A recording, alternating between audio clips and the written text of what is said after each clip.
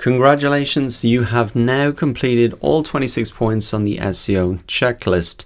What I thought I'd do in this lecture is actually share student questions that I've received from my other SEO courses. Now, the purpose of doing this is really to reinforce what you've already learned here and to really share real student questions that I've received. Personally, I find the Q&A part of presentations or lectures that I go to the most interesting, because you really see real life questions that people have, and that really helps to reinforce what you've already learned. So we're not covering a lot of new ground here, but I think by hearing these questions and the answers, you'll probably answer questions you have yourself, and also this can really help you understand the information better by seeing the real questions that people have. So let us get straight into it, starting off with a question from Lionel here.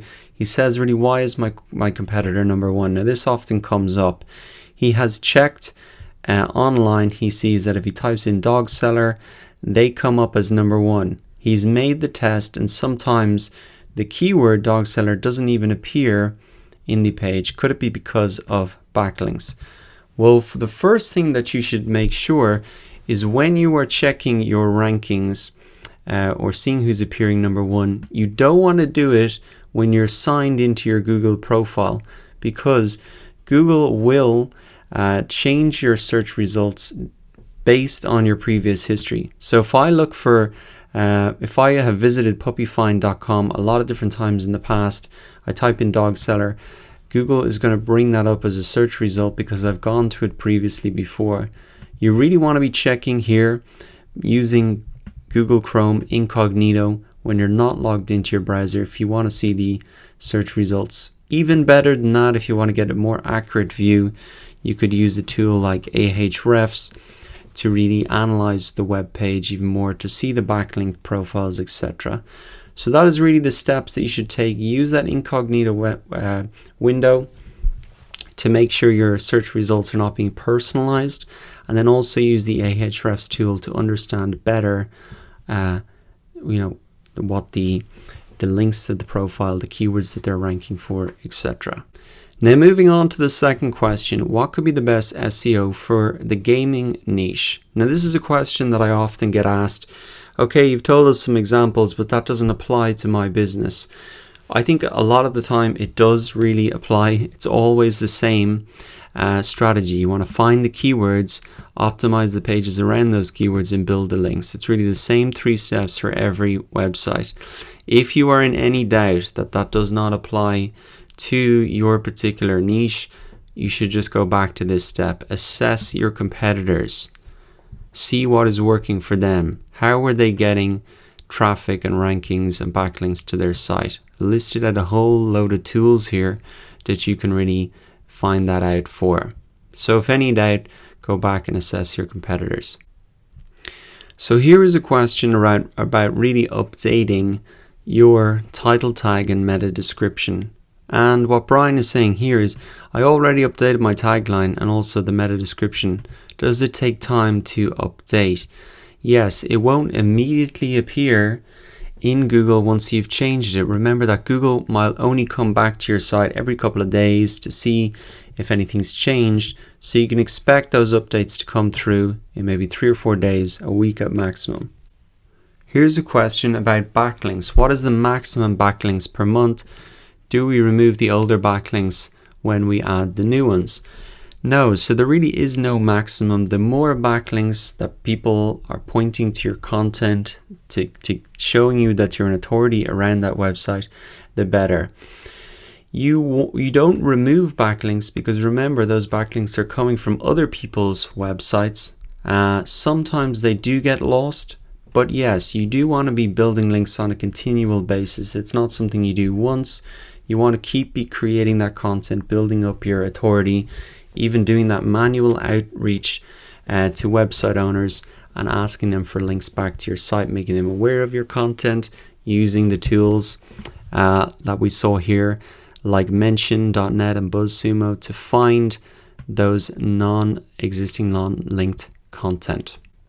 So here we go, Etsy Shop SEO. So Etsy is a really platform to sell products online, kind of like a smaller version of eBay or Amazon. And she's saying, what can I do to make my site more visible on Google? Well, it's the same steps once again. Also, I would recommend that you look at the SEO specific instructions for your platform. So example here, I was just pointing her back to Etsy because they have instructions on, say, where you update your title tag, description, all that stuff. These steps are always the same. The on-page optimization stuff in particular, it just might differ slightly the interface where you're putting all that stuff in.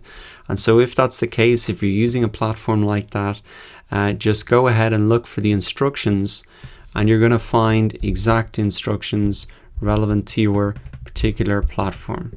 Another one that often comes up is I'm using a website builder, Wix, etc. Do the same thing. Look for the support sections for your platform and to really see where you update the things, what's the exact places on the interface, etc. Here is a question from Amira about keywords. She says, I want to be sure that I understand right. I should choose the keywords with low search volume regardless of the monthly searches. So this part is definitely right. You should choose those keywords with lower search volume. They'll be less competitive. They'll be easier to rank for if you go for those long tail keywords. And what you can do is take that portfolio approach, rank for multiple keywords, so your total volume of traffic will be significant. Now, this is the part that you'd really just want to point out, not regardless of monthly search traffic. You definitely want to make sure there is some search traffic. If there's no figures in the search volume, it means that there's less than 10 searches a month. Probably not going to be worth your time. To show you an example that I've typed in marketing strategies for Etsy, and you can see in the keyword planner here that it's just showing a dash. That means that there are less than 10 searches a month. So that exact keyword phrase is not something you might want to rank for. So to recap there, you do want to choose those less competitive, lower search volume, longer tail keywords, but do make sure that there is some search volume. You definitely don't be seeing those dashes there. Here's a question from Graham. This is quite an interesting one. He says he has a news website and he's covering and trying to write articles about topics that don't necessarily have a historic search volume. So something maybe like the Chewbacca mom, that was like a big viral hit this year. Nobody would have been searching for that before. And so how does he really find out what is something popular to write about? What I said is you can use a tool like BuzzSumo. We talked about this before. You could come in here, you could type in whatever the kind of viral news topic is, and you'll be able to see the shares that this, articles with this topic in it got. So you can see all the different ones here. And also you could use Twitter search. You just come into twitter.com/search. You can type in the keyword. You can see what's really popular, what is getting a lot of tweets and reshares, etc. And that is a way that you can gauge the interest and the popularity of a keyword, even if it's something that people haven't historically searched for. So that is, I think, just an interesting question. Sometimes you do want to cover topics that don't have historic search volume, and that's really the way that you'd go about doing it. Here is a question from Anthony, and really he's trying to understand the difference between appearing on the first page of Google when you pay for it and when you don't pay for it. So the paid advertisements on the Google search results appear right at the top here. You can see it says ad. It's down the side as well. When we are doing SEO, we are not trying to advertise here. We're trying to naturally get to the top of the search results without paying. So we did look in the Google Keyword Planner tool, and even when we look at the, let's just say, when we looked at our Chrome extension tool, we're looking at the cost per click.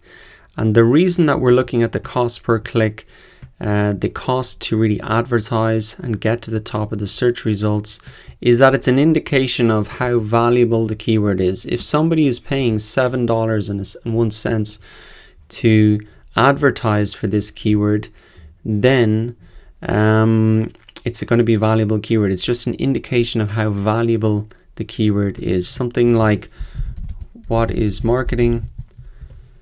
You can see that it has almost no value for the business because people are way up at the top of that awareness funnel, and nobody wants to advertise around that because they're not looking for a course or a checklist or something valuable like that. So I think it's a good point just to bring up. What we are really trying to do is naturally get to the top of the search results here. You can see these are not paid advertisements. The reason that we do look at this information about cost per click is really just more to understand the value of the keyword. We can use this as a guide to understand the value of a keyword. Here's a question from Maud that relates to link building. Another way that people describe link building is off-page optimization. So this is just a question really answering a jargon that's used in SEO. Off-page optimization is really the same as link building. It's really building up that authority outside of your website, getting people to point back to you. So the jargon can often confuse people. Off-page optimization is the same as link building.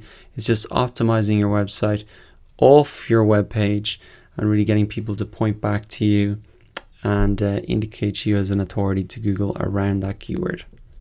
So here's a question from a B-Plab about backlinking. He's just not quite understanding what it is. So he says, who is the one who creates these links? These are other website owners who have websites who link back to your website. How do you create them naturally? You have to create content that's really worth talking about, that's worth linking and sharing to. And why would somebody link to you? Well, it's really they want to tell their audience about your product or service, and so they include a link to direct their audience there, and we saw a couple of examples of that in the course. Here's a question from Jennifer. It relates to keyword research, and she's asking, does the Google Keyword Planner tool categorize keywords into head, body, and long tail keywords? So let's answer this question first. No. Inside the Google Keyword Planner tool, they don't differentiate between head, body, and long tail keywords. That's a chart we discussed. That's just a way to think about different types of keywords and break them down. So the head one is a one-word keyword, the body is a two-word keyword phrase, and the tail, the long tail of that graph, is 3 or more keywords. That is not equivalent to the competition listed in Google, meaning low, medium, high. So here inside the Google Keyword Planner, you can see competition low, you can see medium, and there'll be some high one there. What this competition refers to is really the competition between advertisers to pay for this term. So essentially you can just ignore that completely. It really just shows if there's low competition, it means there isn't a lot of advertisers advertising for this particular phrase. And you'll likely see that these phrases that have more competition have a higher cost per click. So that's what it is. Those two things are not related. The Google Keyword Planner does not show the head, body, and long tail keywords. That's just a way to really think about the types of keywords that you should be going after. And we really said we should focus on the body and long tail keywords because these are less competitive. So here's another question about the Google Keyword Planner tool. He's wondering what suggested bid means. What is the meaning of suggested bid? I don't understand what we have to pay for. So this is similar again.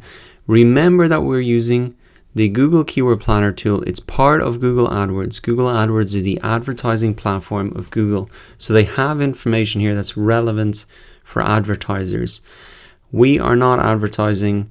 We are just using this information as a guide. The suggested bid can give us a guide to really how valuable the keyword is because we can see how much advertisers are willing to spend on it. Okay, so I'm going to wrap it up here for the first part of this student Q&A session. That was really designed to help reinforce all of the points and actions that you've taken here. I'm going to do one more in the next lecture some more challenging questions. So I'll see you there once again.